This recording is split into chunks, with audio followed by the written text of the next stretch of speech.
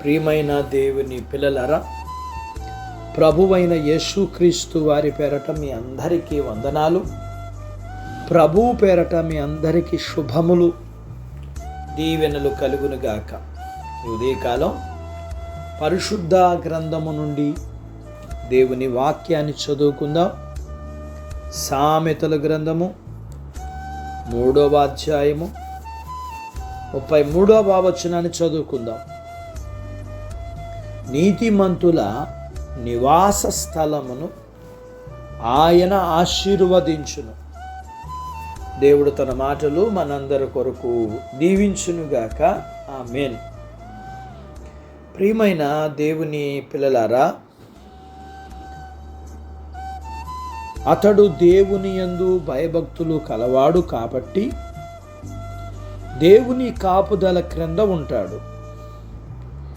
ఇంటి పైకప్పులా ఉండి దేవుడు అతని కుటుంబాన్ని సంరక్షిస్తాడు.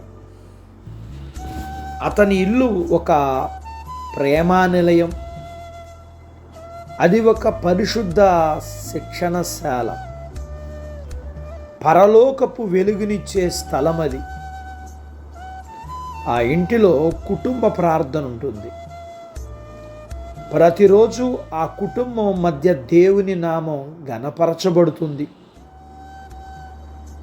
కాబట్టి దేవుడే ఆ ఇంటిని దీవిస్తాడు. అది చిన్న పూరి గుడిసె కానివ్వండి, పెద్ద భవంతి అవనివ్వండి,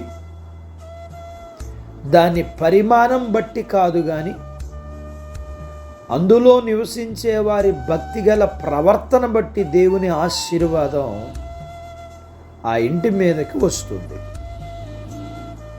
ఆ ఇంటిలో ఉన్న యజమానుడు ఇంకా యజమానురాలు దేవుని యందు భయభక్తులు కలవారు కాబట్టి ఆ ఇల్లు ఎంతో ఆశీర్వాదకరమైనది. చివరికి ఆ ఇంటిలో ఉన్న కుమారుడు కానీ లేక ఒక పనివాడు కానీ తన సత్ప్రవర్తన ద్వారా ఆ ఇంటి మీదకి దేవుని ఆశీర్వాదం తీసుకుని రాగలరు. ఒక కుటుంబంలో ఉన్న ఒకరు కానీ ఇద్దరు కానీ దేవుని దృష్టిలో యథార్థవంతులుగా ఉండేటప్పుడు వారిని బట్టి దేవుడు మొత్తం కుటుంబాన్ని సంరక్షించి అభివృద్ధిపరిచి పోషిస్తాడు. ఆ ఒకరు లేదా ఇద్దరు దేవుని కృప వలన యథార్థవంతులుగా ఉంటారు. ప్రియ దేవుని పిల్లలారా, బేతనీయులో ఉన్న సహోదరులైన మార్తా, మరియా, లాజరు ప్రభువును చేర్చుకున్నట్లుగా మనం కూడా మన ప్రభువుని నిత్య అతిథిగా చేర్చుకుందాం. అప్పుడు మనం ఆ ప్రభువును బట్టి నిజంగా దీవింపబడతాం. మనకు కలిగి ఉన్న జీవనాధిపతి అంతటిల్లోనూ ఇతరులకు తీర్పు తీర్చే విషయములోను, ఇరుగు పరుగు వారితో మనకు కలిగి ఉన్న సంబంధ బాంధవ్యాలలోనూ, మన వ్యక్తిగత ప్రవర్తన విషయములోనూ న్యాయంగా ఉందాం. న్యాయవంతుడైన దేవుడు అన్యాయపు కార్యాలను దీవించడు. అటు బాధ్యత దేవుడు మనకు దయచేయునుగాక. ఆమేన్. ప్రార్థించుకుందాం. నాతో పాటు ఏకీభవించు.